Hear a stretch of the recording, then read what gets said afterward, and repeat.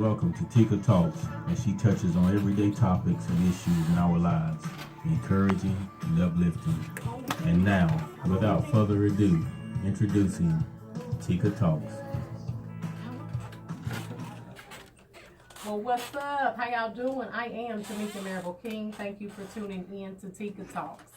So we are here on the last Sunday in February. You know, we were doing love this month, and I do apologize that I was out last week. I missed you guys. I have a great guest with me on today, my brother-in-law, Gregory King, again. So he has a great word. But for now, let me just say, you know, I'm going to give you just a few seconds of myself, and then I'm going to let Greg take the floor because he got some good stuff today. We need to fight for our marriages. So, you know, I was thinking on the way up here how we are so quick to throw in the towel. You know, if you know God has put your union together, it is definitely worth fighting for. And I don't mean in the physical, catching charges, going to jail, but I think that in our spiritual life, we should be praying. Have y'all seen War Room? Y'all need to watch War Room if you haven't. But we need to be praying on behalf of our spouses, our marriages, ourselves, and we need to be better spouses, including myself. You know, sometimes we get caught up in our own selfish desires and our own needs, and you know, we don't necessarily be concerned with what's going on with our spouse. That is a way to divide your marriage. You know, sometimes we get in a negative space internally and we just, you know, drop the ball. There are needs that we have as women, and there are needs that our husbands have, and we all need to be attempting to meet them. So, you know, I would have to just encourage you on today to put forth more effort, to pray more.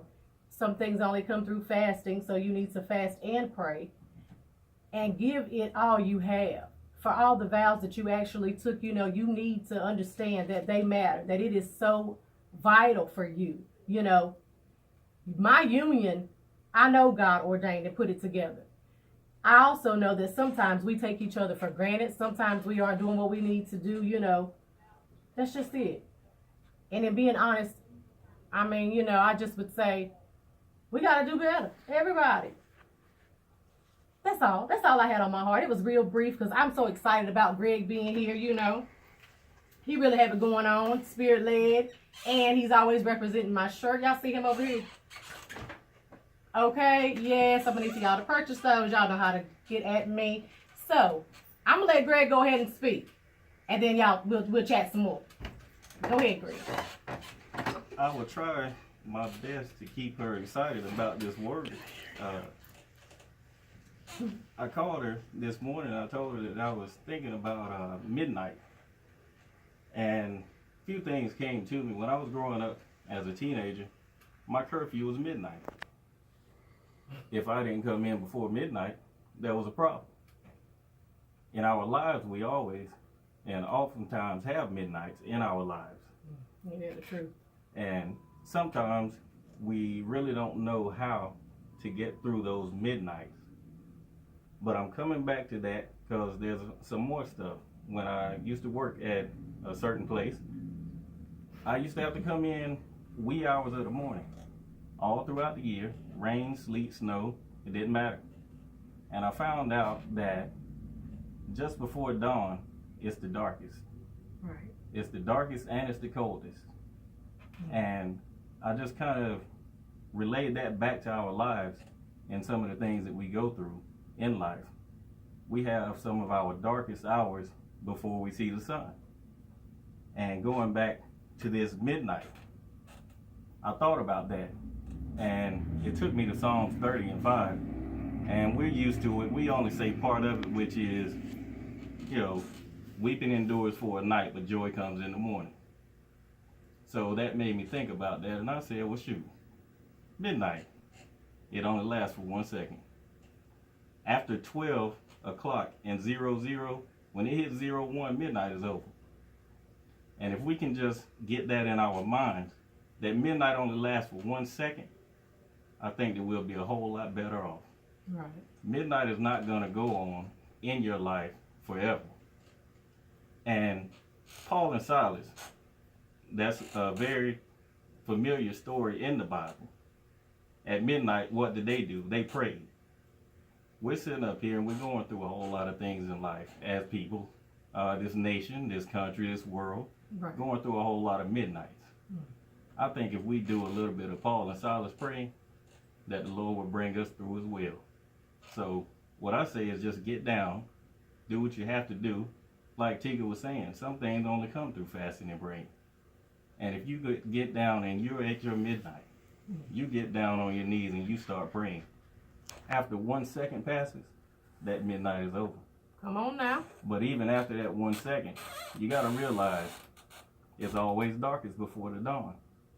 So don't think that just because you pray or just because your midnight, your second has passed, don't think that it's over right there.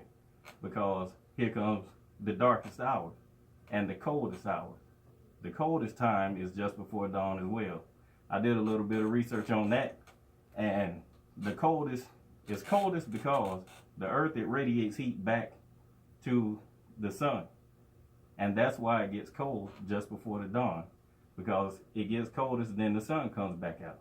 And it's the same way in our lives with these problems. Yes, it is. We think that after that midnight, immediately after, we think that we're through. But here comes that darkest hour. And that darkest hour can come in the form of your best friend. Or it can come in the form of any associate that you have, because they were happy with you being in your midnight. It could also come in the form of your family, because they're happy with you in that midnight. You have to understand that even after that 1 second of your midnight passes, and I'm just saying this not literally, so don't take it like you're going to go through something and then a second it's going to be over. Right. Because that's not so. God's time is not our time.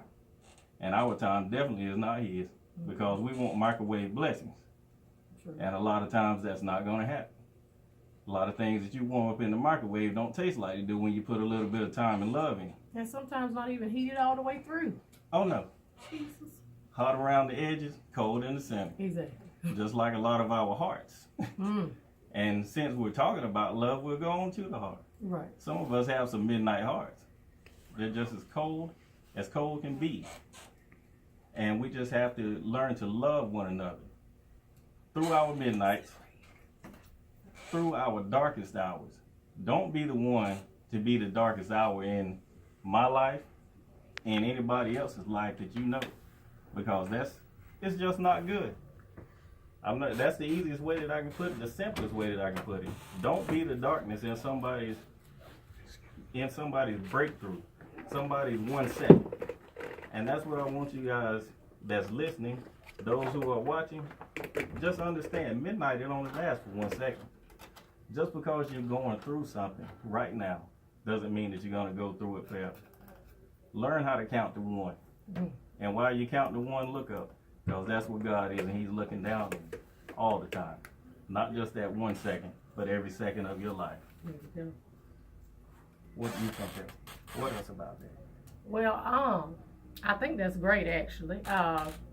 As always, I think that if you find that there are people who are your midnight or who are, surrounding you with their darkness, you need to learn to separate yourself. Sometimes people think that it is not okay to back away from someone else because they're family or because they've been a friend for a long period of time, and you feel as if, I have to remain loyal, so on and so forth. That's no.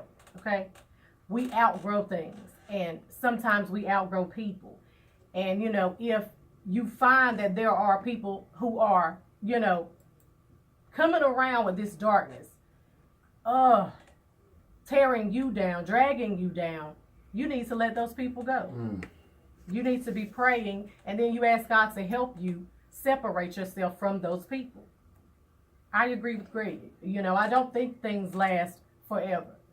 So, sometimes good things come to an end, and most definitely bad things, they too come to an end. So, we have to be more positive as it relates to that. And we definitely need to be praying.